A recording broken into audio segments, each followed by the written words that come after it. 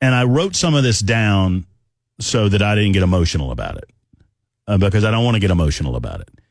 Many of you who have had the opportunity to listen to me over the last 2+ years that we've been a part of the Nashville family on Super Talk 99.7 WTN, you know that my wife and I have never been blessed with children. We do have 3 dogs, which we consider our 3 children. And many people like us who have never been blessed with kids, or if you don't have that part of your life, or even if you do have kids, dogs are just different, or your pets are just different in as much as you receive that complete and unconditional level of love that you really don't get anywhere else. It's unlike anything else, frankly, that I've experienced in my life. And for you dog lovers out there, specifically you dog lovers, I know cat lovers are out there too, but you dog lovers, cat lovers, pet lovers, I think you know what I'm talking about, especially with man's best friend. And so I want to tell you a little story that's impacting me quite a bit emotionally. And this is all I ask of you over the last 45 minutes of the show, that if you feel compelled to respond, I ask that you don't. I appreciate it, first and foremost. I love every single one of you for your compassion and your love back. And I so appreciate any sort of condolences you might offer. But instead of that, I just want you to tell me about your buddy, your friend, your companion. Just tell me, living or dead, their name, and how old they are. That's it. And anything else you want to say about them.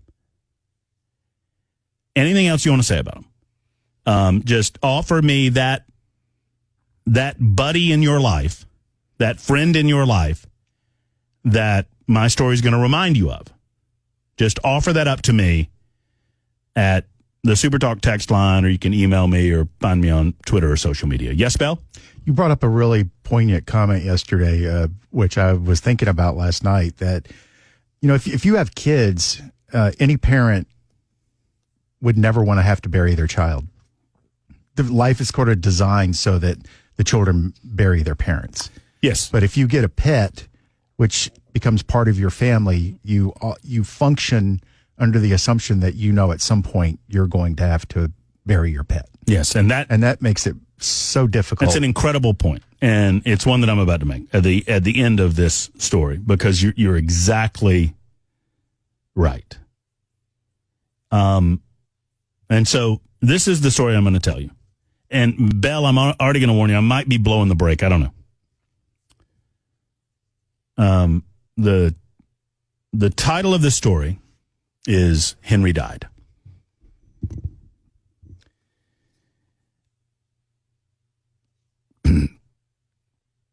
In the end, we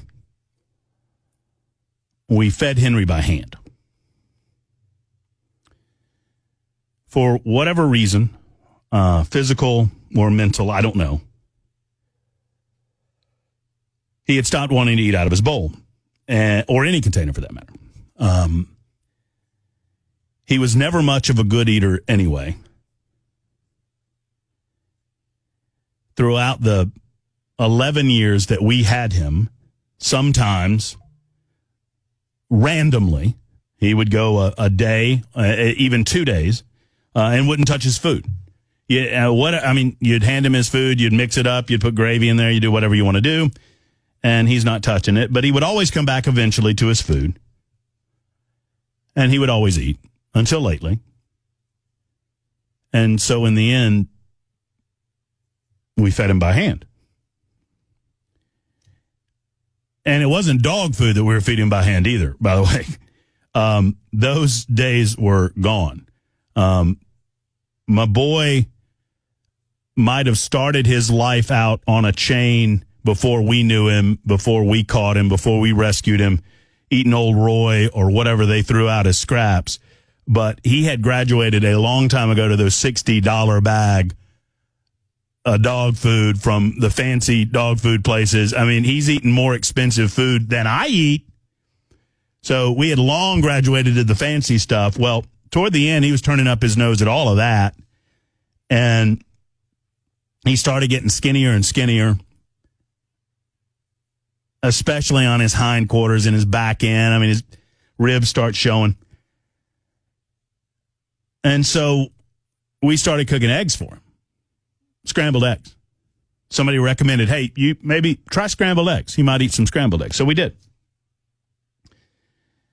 And then he turned his nose up at scrambled eggs, and we watch him get skinnier and skinnier, and he starved himself to death. So here we come with the rice, and then we joined the rice with some chicken, and then some chicken and rice, and then here we are. We went to Sam's Club specifically for some rotisserie chicken, so we could put the rotisserie chicken in with the rice, and then some packaged turkey, and then ham. Ham by the slice, baby, by hand. He would eat it, so you fed it to him. Anything that he would eat, we gave him. And then he started turning that down too. And you look down and you see the bony ribs, and you look down and you see the skinniness, and you're holding a bowl out with ham in it or turkey in it or chicken and rice in it, and he looks at the bowl and you're like, buddy, you got to be hungry. And he just turns away. So you take the food out of the bowl and you put it in your hand. And you feed him by hand. That gets him. He can't resist that, you see, because the smell of that chicken or that ham or that turkey combined with the smell of your hand is important. And so he eats. So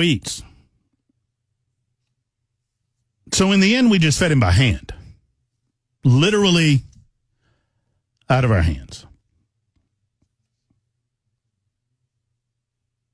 And then he wouldn't even eat that.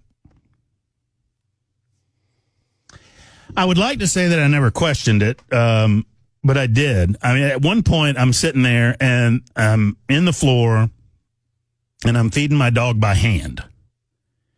Like taking moist, and Erica did it too, taking moist chicken and rice and putting it in the palm of your hand and putting it under his nose, and he'd pull his nose away and he'd pull his nose, and then eventually he'd sniff your hand and he would eat it.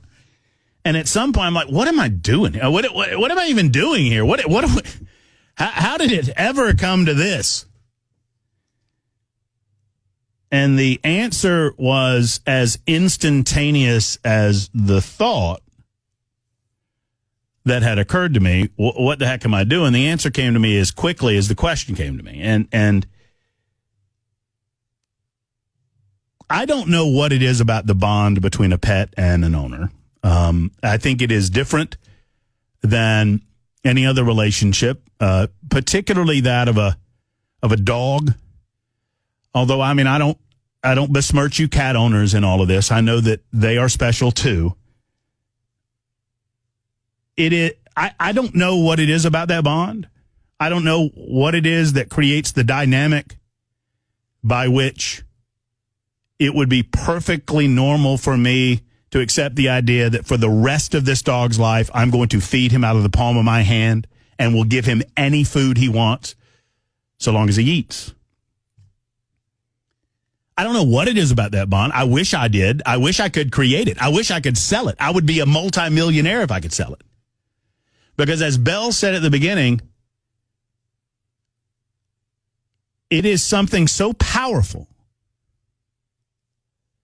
that we go into it knowing the pain that's going to come at the other end. We understand the best case scenario is we're going to experience the most unimaginable pain that you can possibly experience. But you do it anyway. And I think the lesson learned is that, and the wonderful unconditional love that you get back from your dog teaches us something much more broad. And that is that life is not about the pain. Life is about the experience. Life is not necessarily about how it ends or how it begins. And John Henry is a great example of that. Because sadly, he wasted away to the point that we said goodbye to him this morning. And he didn't start all that good either. He spent the first year or so of his life on a chain, almost 2 years on a chain. So the start was pretty crappy, and the end was no good for us, but boy, that big old slice in the middle is something else, isn't it?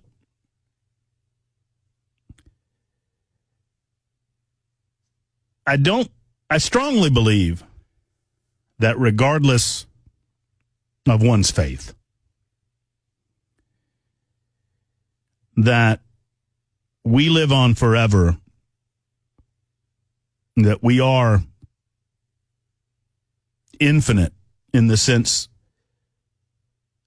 that we have the ability to impact the lives of other people. We live on forever in the people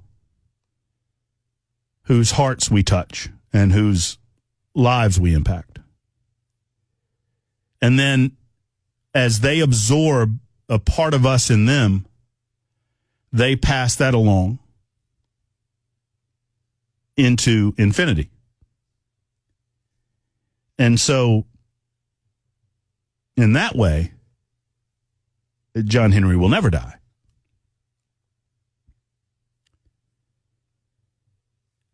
But he did.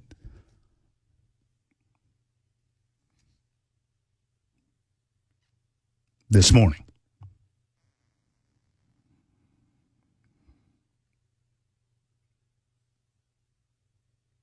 I hope that you find the love in your life that you can find in a dog. We'll be back in just a moment.